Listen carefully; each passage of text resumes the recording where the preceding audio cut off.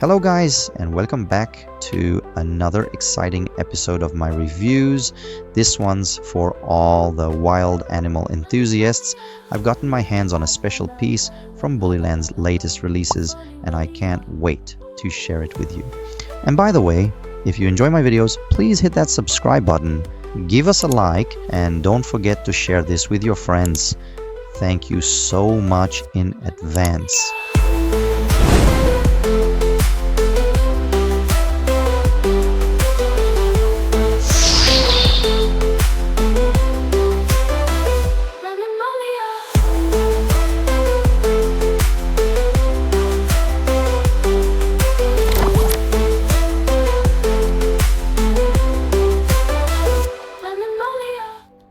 Alright my friends, here we are again to find out if this piece will truly win us over or not.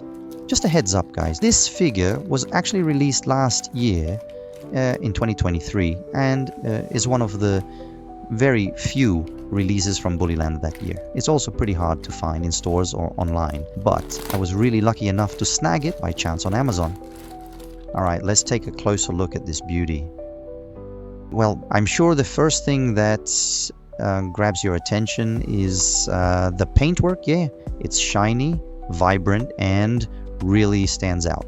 And when it comes to the sculpting quality, you can definitely see a big difference and noticeable improvement compared to Bullyland's previous tiger versions.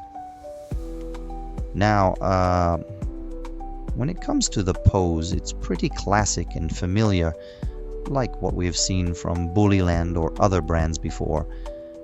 A walking stance that reflects the animal's relaxed state. But as always, I'm hoping for something a bit more dynamic. Yeah. Another great feature of this piece, as I mentioned, is the paintwork. It's truly impressive and unique with a lot of attention to detail. The stripes are clear and precisely drawn with no mistakes. They're evenly spread across the body in a harmonious way, perfectly complementing the realistic fur color.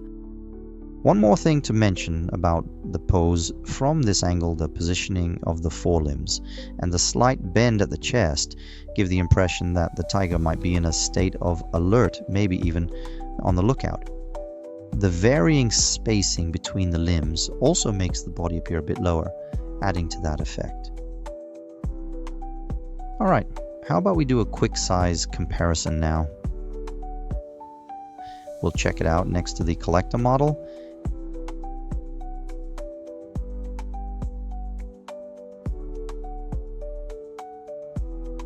And then see how it stacks up against the Schleich version too.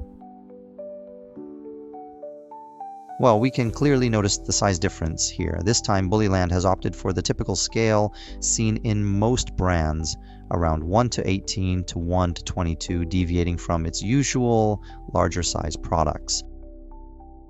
And meanwhile, the collector model, as you can see, at a scale of 1:20 to 1:22, continues to stand out with its distinctive size.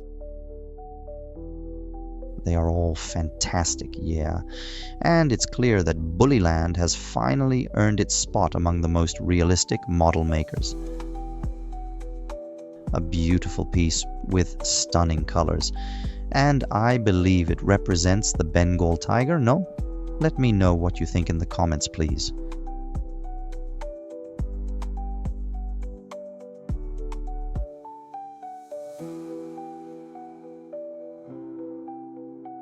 Now, back to our model, with a closer look at the paint job. One thing I noticed and didn't really like is the excess of glossy paint. I'm not sure why they chose that, but aside from that, the color scheme is still well done and harmonious. The stripes are clearly defined with solid black, and their distribution across the back looks quite realistic.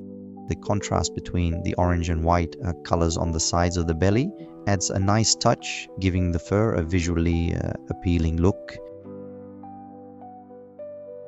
The limbs also look quite realistic in both shape and movement. While the muscle structure looks modest, it actually fits well with the walking pose, giving the figure a natural and relaxed look. As for the head, it's generally fine. Not bad with decent details, but I was expecting a bit more accuracy, especially in the texture. But what really stood out to me, though, was the noticeable omission of the distinctive white color on the face and snout. I'm not sure if that was overlooked or intentional, but it feels like a missed opportunity. The nose looks pretty good with that distinct pink color, and the eyes aren't too bad either. They've got realistic colors, but honestly, I was expecting a bit more detail. They come off a little too simple, especially with the lower quality of the paint on the face. To be fair though, I've noticed this same issue with a lot of models from other brands as well. The paws have a pretty accurate shape, but the details are still fairly simple. However, the underside wasn't overlooked. It's got the right level of detail and was painted black, which is a nice touch too. The stripes on the back are nicely done, and the paint job on the head is solid, but the tail is definitely lacking in detail. Overall though, I'd say this figure is still a fantastic release, especially compared to earlier versions of this majestic animal. It's definitely a standout addition to my big cat collection, and I'd recommend it to any collector who's into wild animals, especially big cats. Alright my friends, we've come to the end of this episode featuring Bullyland's latest release from the Wild Animals collection, the Bengal tiger. I hope you enjoyed it and got a good sense of this model. Until we meet again in a new episode with another review, don't forget to subscribe, and I wish you all a great time ahead.